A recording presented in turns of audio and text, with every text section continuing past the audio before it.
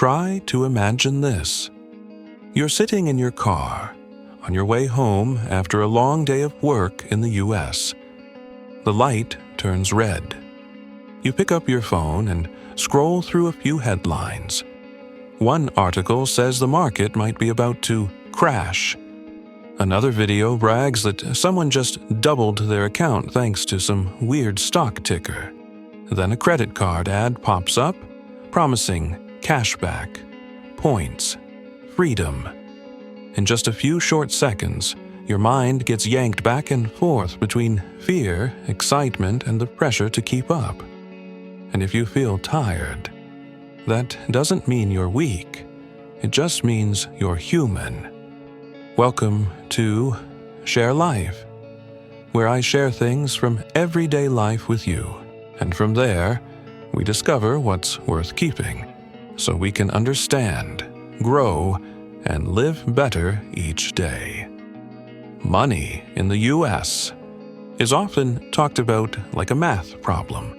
How much you earn, how much you spend, how you invest, how you optimize. But the truth is, most of our money decisions don't happen in Excel. They happen in the mind, in memories, in the worry. What if I get laid off tomorrow? In the feeling, I've worked this hard, don't I deserve to treat myself? And sometimes, in a very small moment, when you see someone else living seemingly better than you. This video isn't meant to teach you a trick to get rich fast. I want to bring you back to the 5 most important ideas, 5 mental anchors that help you feel calmer about money, steadier with investing, and lighter in life. Each idea comes with one small thing you can do right away, so money stops being something that controls you and becomes something that serves you. The first thing, and also the thing many capable people overlook the most, you don't look at money through the eyes of reason. You look at money through the story of your life. 2 people can hear the same advice. Invest for the long term, and feel completely different about it. For someone who grew up in a home that was always short on money, investing can feel like a gamble. For someone else who watched their parents build steadily for years, investing can feel obvious. In the US, each person also carries a very personal layer of experience. Student loans, surprise medical bills, waves of mass layoffs, or the memory of a time the market dropped hard and you panic sold. All of that becomes an emotional map of money. And the smarter you are, the easier it is to convince yourself that map is the absolute truth. So, the first small activity I want you to try is very simple. Write your money autobiography in 5 minutes. Set a timer. Write fast. Doesn't have to be good. Answer 3 questions. When is the first time you remember worrying about money? In your home when you were little, was money something people talked about or avoided? And what have you ever felt ashamed of or proud of related to money? Just 5 minutes. You'll be surprised how many decisions today, whether you hesitate to invest or take on way too much risk, are actually you reacting to the past, not the present. When you can see that story, you'll blame yourself less. And when you blame yourself less, that's when you can finally start changing.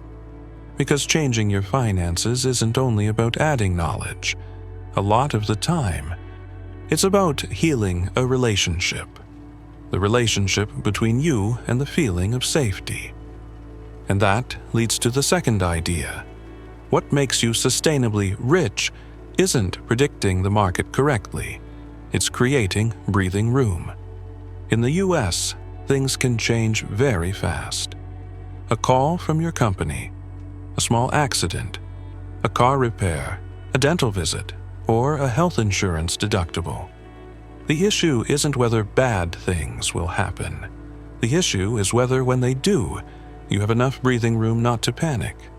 That breathing room comes from saving and a margin of safety.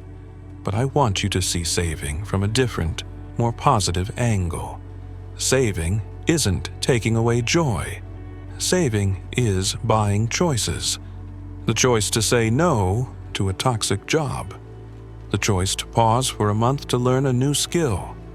The choice not to swipe a credit card just because you're afraid of feeling embarrassed in front of friends. In the US, credit scores, credit cards, BNPL, and endless buy now, pay later options make us feel like we can always make it work. But that scrambling often takes the most valuable thing: peace. A new activity you can do tonight: create a calm fund. No need to be fancy. Pick a small starting number, say $500 or $1,000. Name it your calm fund, and keep it in a separate account. The goal isn't to optimize returns. It's to slow your heart rate when life blindsides you. Then gradually build it up to 1 month of essential expenses, then 3 months.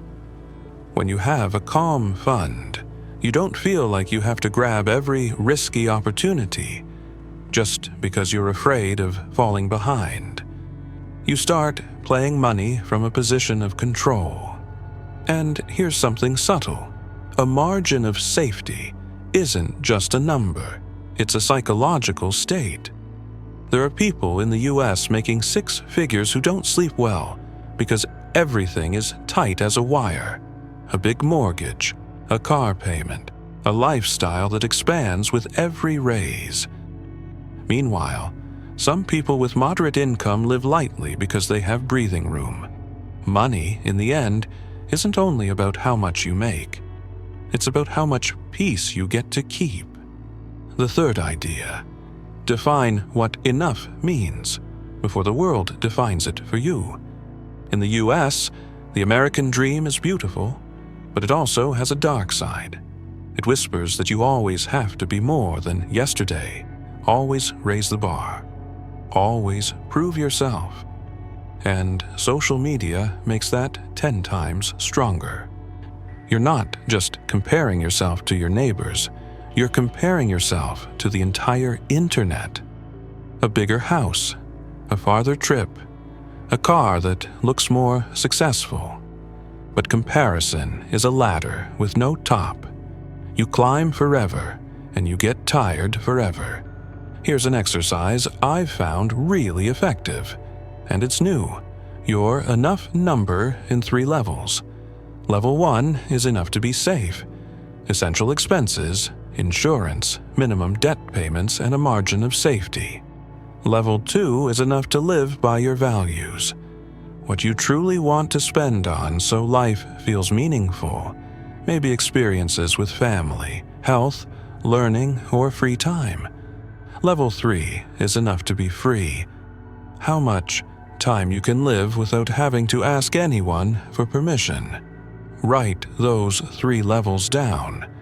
Then choose one very short sentence as a promise to yourself. Like, I won't trade level 1 just to show off level 2. It sounds simple, but it's a fence that protects your future. And if you want one specific action to fight the addiction to comparison, try a 10-day comparison detox. Not deleting social media completely. Just one thing. Every time you see content showing off a lifestyle that makes your stomach drop, pause for 3 seconds and ask yourself, what I'm jealous of. Is it the thing or the feeling behind the thing? Usually, we're not jealous of the car. We're jealous of the feeling of being seen, being safe, being free.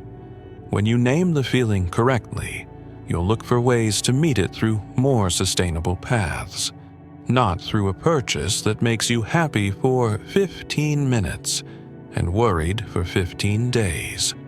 The fourth idea, and the backbone of investing. You don't need to win every round.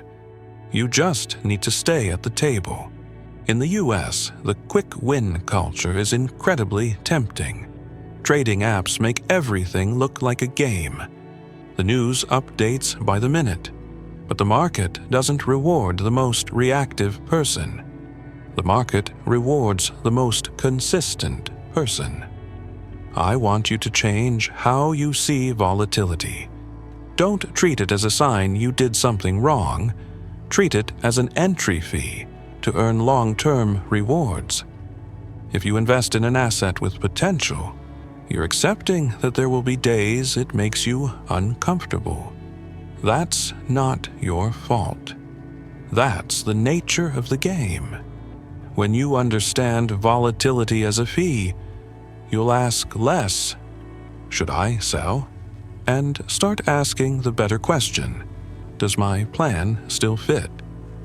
There's a very practical activity that helps you stay calm when the market shakes.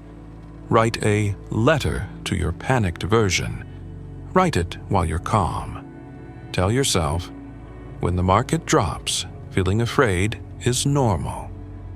I chose this strategy for a 10 to 20-year goal. I don't need to prove anything this week. If I want to take action, I'm only allowed to do one thing: review my risk allocation and remind myself about my calm fund. Then save the letter somewhere you can open it fastest, your phone notes or an email to yourself. When the market is bleeding red, you read it again. You don't need to be strong. You just need one pause so you don't wreck your future in 5 minutes of panic. And one more new angle. Investing isn't an IQ test. It's an endurance test.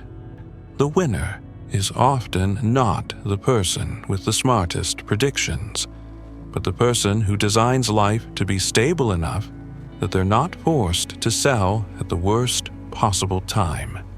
That's why the margin of safety in the second idea matters so much. It doesn't just save you financially, it saves you from bad decisions when you're vulnerable. The fifth idea, and the one I want you to carry the deepest: money isn't for buying stuff. Money is for buying back time and the right to live life on your terms. In the US, it's so easy to get pulled into the grind. Work more hours, take on more projects, start another side hustle, and tell yourself, just a few more years.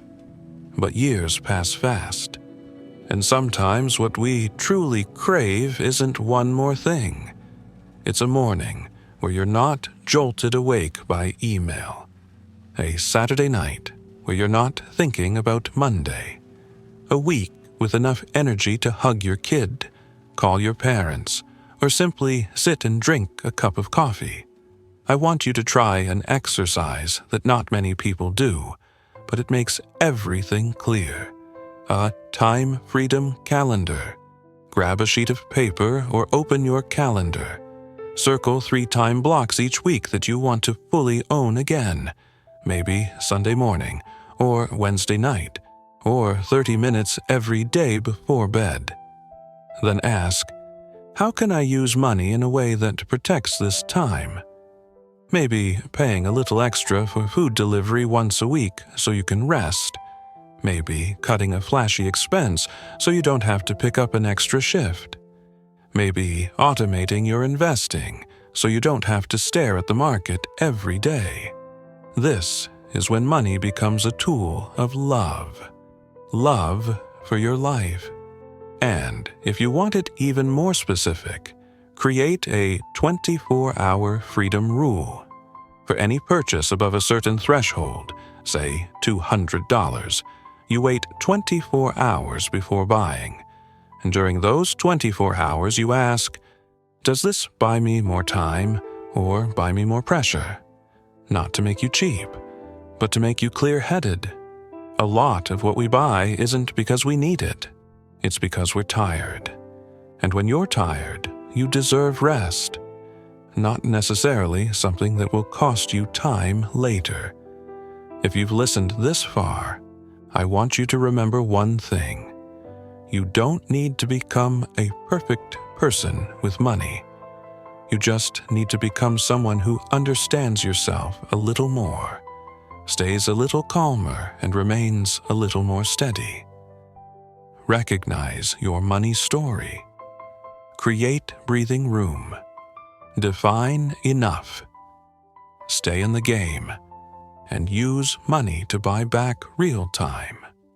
Because in the end, the richest person isn't the one who has the most. It's the one who can breathe the deepest, sleep the best, and wake up tomorrow morning with the feeling, I'm living my life. Thank you for taking the time to listen, and for allowing me to accompany you through these past few minutes. Don't forget to subscribe so we can meet again in future stories. Wishing you peace and happiness.